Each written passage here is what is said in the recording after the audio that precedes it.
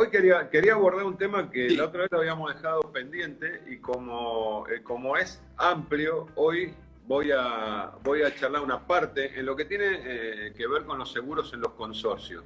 Porque perfecto. realmente es muy amplio, sobre todo porque cuando se reformó el Código Civil en el año 2015 cambió radicalmente, o sea, los consorcios es como que se le dio una entidad que antes estaba media difusa. Hoy el consorcio es una persona jurídica, o sea, así está definido en el Código Civil, y en el mismo código están explicitados también lo que tiene que ver con los derechos, pero también las obligaciones que tiene esa persona jurídica, ¿no?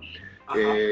Y uno a veces no lo sabe, no lo tiene en cuenta, y el consorcio tiene que cumplir con determinados seguros obligatorios. Hoy me quiero referir fundamentalmente al seguro integral, que está así especificado en el Código Civil, donde hay dos coberturas que son las obligatorias, que es el seguro de incendio y la responsabilidad civil.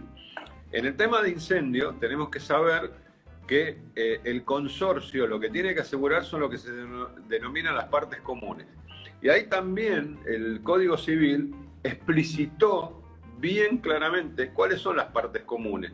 Hoy, dependiendo las características de un edificio, sobre todo aquellos que tienen Zoom, lo que tienen pileta y todo ese tipo de cosas, hoy las partes comunes de un edificio son más o menos el 70%.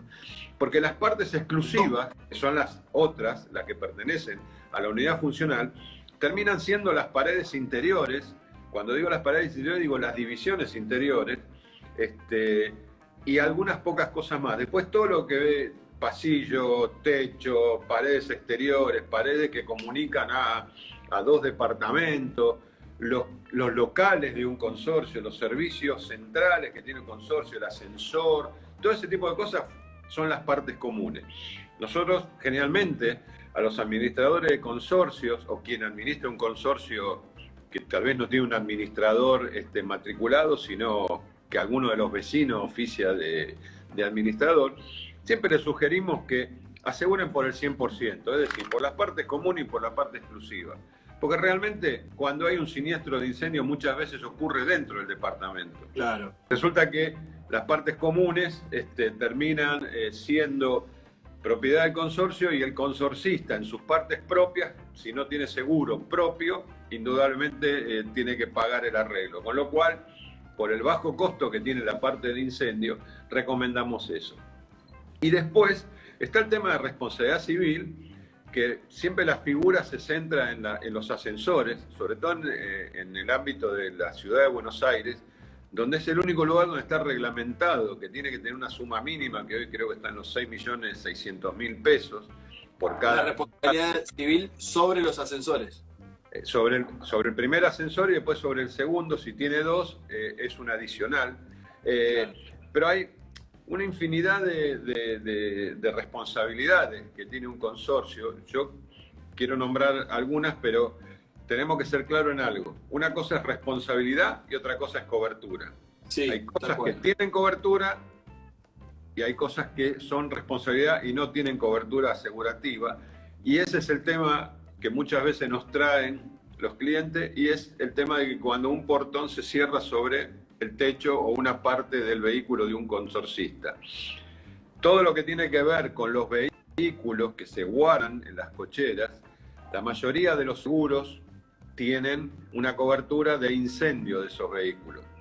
La minoría de los seguros, nosotros tenemos un producto que cubre también el robo del vehículo hasta determinada suma.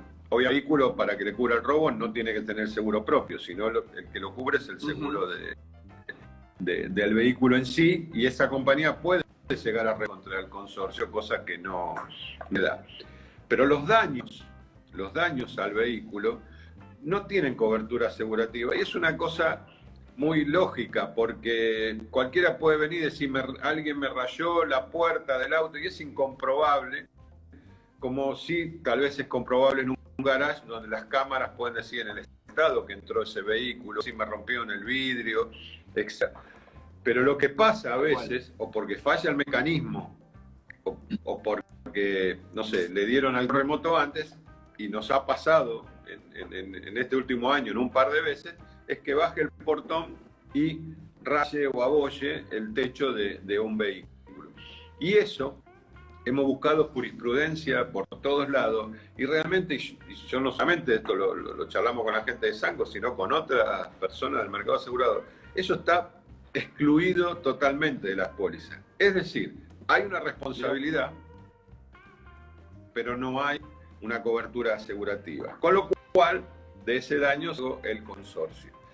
Y ahí quiero comentar una cosa, porque si alguien después va al Código Civil o, por ejemplo, busca fallos, hay fallos contra los consorcios, pero quiero dejar algo claro. El patrimonio de un consorcio no tiene que ver con los departamentos, es decir, que si el consorcio día de mañana un juicio, no quiere decir que le van a embargar el departamento de los consorcistas. El patrimonio del consorcio no tiene nada que ver con las unidades funcionales. El patrimonio del consorcio es los fondos que tenga ese consorcio, las recaudaciones, producto de las expensas, si tomó algún crédito, etc. Pero cuando hay un juicio contra un consorcio, no quiere decir que los consorcistas tengan que responder con su departamento o parte de su departamento. Exacto. Eso quiero dejarlo claro. Otro tipo de siniestros que sí cubre, por ejemplo, es cuando en un balcón puede caer una maceta hacia el exterior. Claro, que cae una maceta, sobre todo los que viven abajo, ¿no? Lo sufren. Sí, o una mampostería. Los que viven de todo la planta baja, digo. Claro. No, a veces con el tema de los balcones, que se ha dado en algunas ocasiones.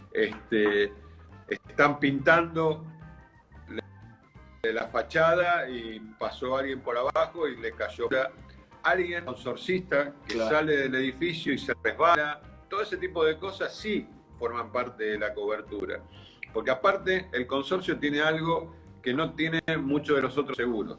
Cada uno de los consorcistas son asegurados, pero son terceros. Es decir, son asegurados para ser defendidos por la compañía en el caso de un problema, pero son terceros para poder reclamar que pueda ocurrir de estos que estoy nombrando y de cuales ellos sean damnificados.